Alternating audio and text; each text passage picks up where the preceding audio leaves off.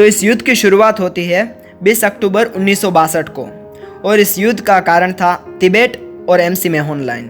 उस तरफ चाइना तो युद्ध के लिए पूर्ण रूप से तैयार था, पर इस तरफ भारत में नेहरू जी हिंदी चीनी भाई भाई के नारे लगाने में व्यस्त थे।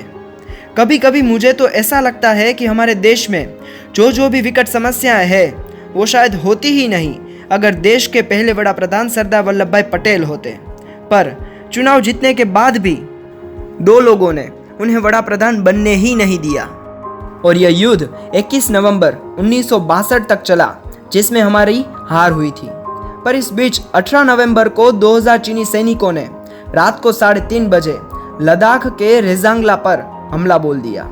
उस वक्त वहां पर हमारे सिर्फ 120 जवान ही तैनात थे, जिनमें से ज्यादातर आहिर थे, और उनका नेतृत्व कर रहे थे मेजर राजपूत सेतान सिंह भाटी।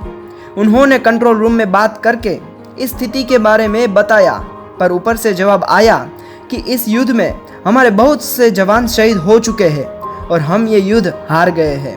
आप सब भी वापस आ जाइए, वरना कोई भी जिंदा नहीं बचेगा। यह बात सुनकर मेजर सेतान सिंह ने 120 जवानों को कहा कि मैं राजपूत हूँ और दुश्मनों को पीठ दिखा के नहीं जा सकता। और यह बात सुन के यदुकुल वंशी कृष्णवंशी आहिर जवानों ने कहा कि हम भी आहिर हैं, पीठ दिखा के नहीं जा सकते। और उन सब ने निर्णय किया कि हम हमारी भारत माता की रक्षा के लिए लड़ेंगे और आखिरी सांस तक लड़ेंगे।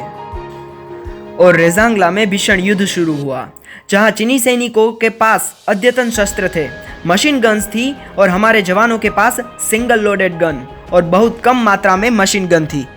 फिर भी हमारे जवान बखूबी लड़ रहे थे। उसी बीच मेजर सेतान सिंह को हाथ में और पेट में गोलियां लगी, फिर भी उन्होंने हार नहीं मानी और अपनी मशीन गन को पैरों में बांधकर भी फायरिंग करते रहे। और जब सेना के पास गोलियां खत्म हो गई, तब वह लोग खाली बंदूकों से, लाठियों से लड़े। और उन जवानों में एक नायक राम सिंह थे, जो रेसलर थे। उन्होंने तो अपने हाथों से पटक पटक कर कितने चीनी सैनिकों को मार गिराया। और ऐसे ही हमारे सभी जवान अपनी आखिरी सांस तक लड़ते रहे। और 3 महीने बाद वहां पर एक चरवाहा जा चढ़ा, और उसने वहां पर इतने सारे जवानों के मृतदेह देखे।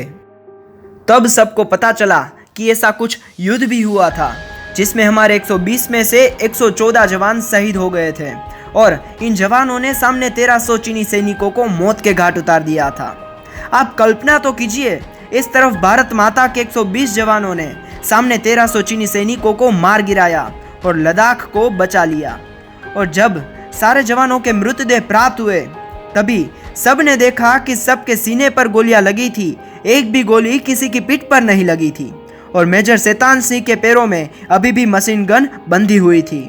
उसी वजह से आज उस जगह को आहिर धाम से भी जाना जाता है। और ये बात मीडिया के जरिए पूरे देश में पहुंच गई।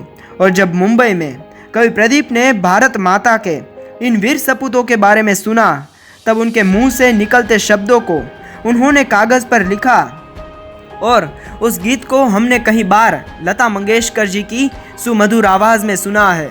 और हम इसे सुन के हमेशा भावुक हो जाते हैं और गर्व महसूस करते हैं। तो उस काव्य के शब्द है, मेरे वतन के लोगों, जरा आँख में भर लो पानी, जो शहीद हुए हैं उनकी जरा याद करो कुर्बानी।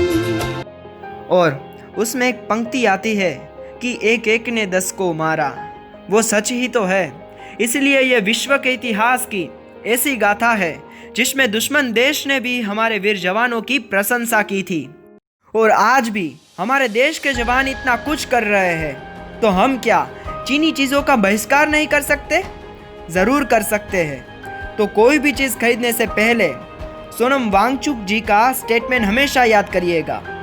चाइना को जवाब सेना देगी बुलेट से, नागरिक देंगे वॉलेट से, और तभी भारत बनेगा आत्मनिर्भर भारत। तो हमारे इन वीर जवानों की वीर गाथा को सभी भारतीयों तक पहुंचाना अब आपका कर्तव्य है।